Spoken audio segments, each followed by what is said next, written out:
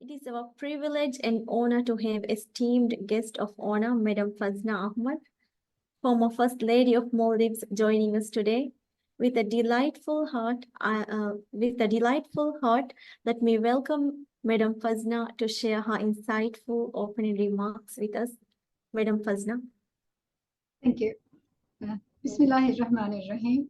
Assalamu alaikum and a very good afternoon to you all, and Women's Day greetings to you all as well. First of all, I would like to thank AWE for inviting me to this virtual platform to deliver my opening remark. I am truly honored. Every year, International Women's Day is celebrated under a different theme and campaign theme. This year's International Women's Day's campaign theme, Inspire Inclusion, resonates strongly with me. As a former teacher and a female dominant family member, I was and am surrounded by outstanding women in my professional and personal life.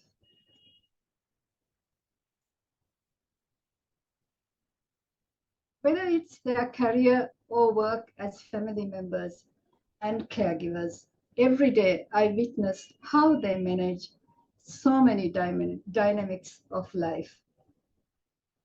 Women have been increasingly joining the workforce for decades, adding extraordinary value to our innovation, community, and economies.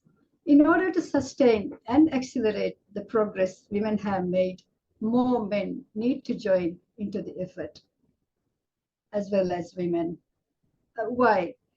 Research continues to show that around the world and in so many cultures, women still spend a disproportionate amount of time caregiving, child rearing, and generally bringing order to the chaos of our homes.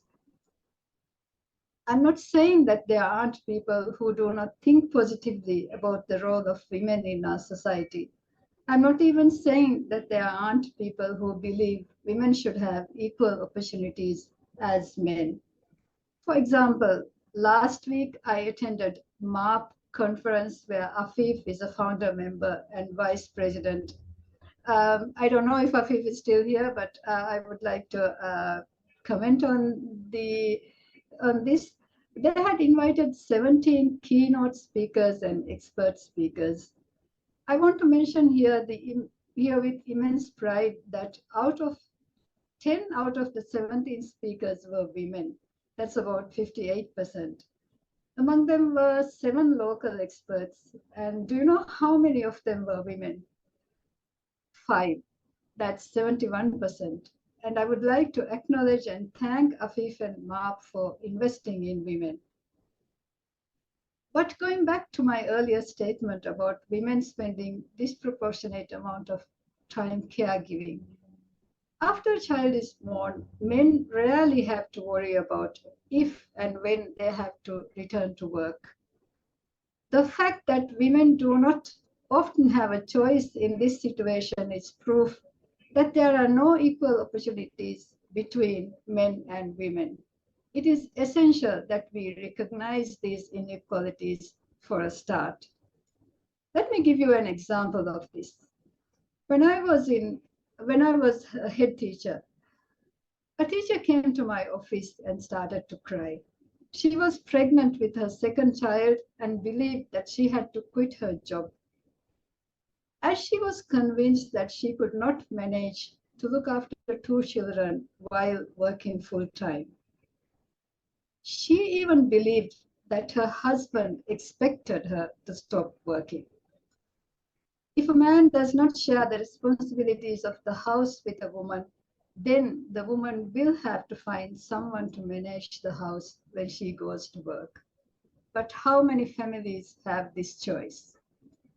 If a man shares the responsibilities of a house with the woman, the obstacles to equality will be removed and the burdens a woman is expected to carry will be fairly reduced.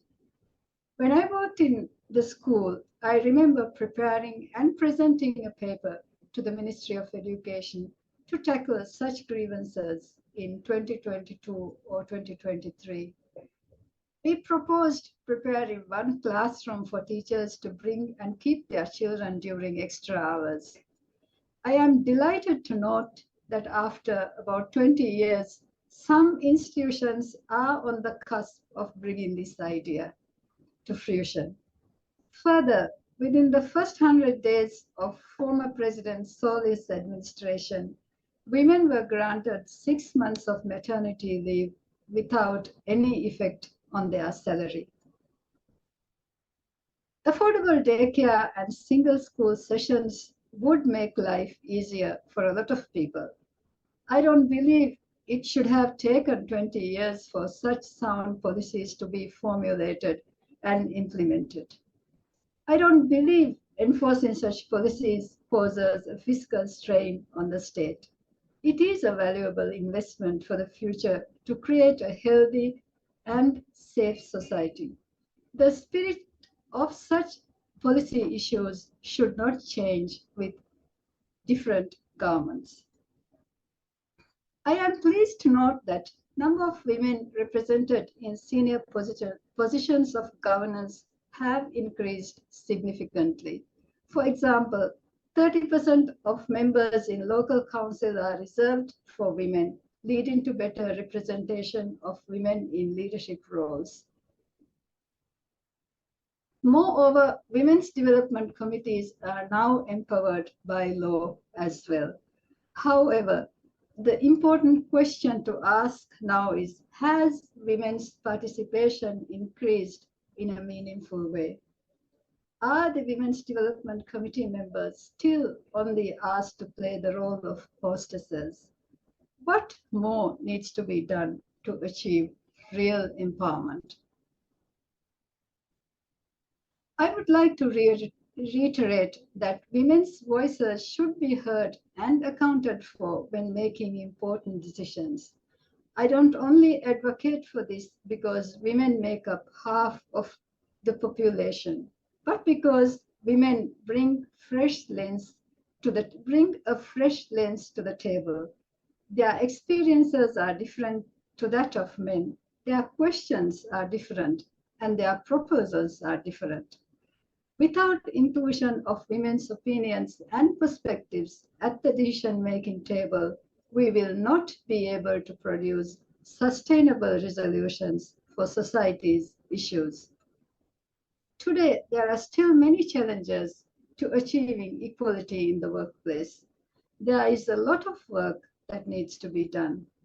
For example, someone should take over the work of mother that goes on maternity leave for 6 months. But this should not pose a threat to her job security. She must be given the assurance that she will be able to return to job once the maternity leave is over. Maternity leaves and family emergency leaves should not be a barrier for women who are skilled, capable, and educated from moving up in the workplace. Arranging meetings right before the end of working hours should not be the norm. Refusing to attend such meetings should not be seen as the inability of a woman to work. It is unacceptable to ask employees to find a babysitter last minute just so that they can participate in a meeting. When a woman applies for a job, questions unrelated to job descriptions should not be asked. If we do not ask a man whether or not he plans to have children, then we should not ask a woman the same question. Both genders should not address each other disrespectfully.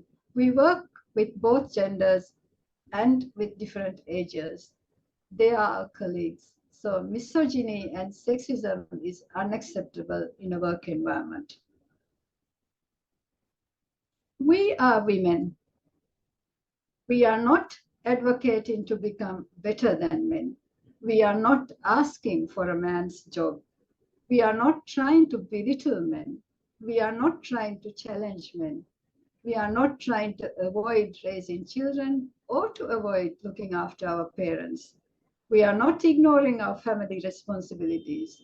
We are asking for our voices to be heard and valued when we advocate for the betterment of the community. We are asking men to contribute to the responsibilities of managing a household while working as well. We are saying that it is not just a woman's job to think about women's issues, it should be everyone's. We are asking for gender equality and inclusion. Thank you, and I wish you all the best.